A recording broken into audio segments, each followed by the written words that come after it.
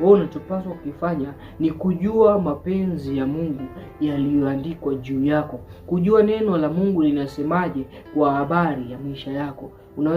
Utakapoweza kujua nini Mungu amekipanga kwa ajili yako, ndipo utakapokuwa na uhakika wa vision wa wapi unaelekea, nini ufanye na nini usikifanye. Utakapoweza kutambua hivyo, utaweza kufanya mambo ambayo ni sahihi kwa majira fulani.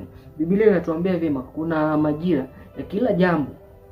Kuna majira ya kupanda, kuna majira ya kuvuna, kuna majira ya kufanya hiki na hiki, kufa na kuzaliwa, kung'oa na kukusanya, kutupa na kadhalika. Kila kitu kina majira yake. Sasa lazima umuulize Mungu, mimi Mungu umeniandikia nini kwa wakati gani? Sasa Biblia inatuambia vyema, kwa namna hii haiwezekani isipokuwa kwa kusali na kuomba. Kila kitu ambacho unataka kukijua lazima umuulize Mungu.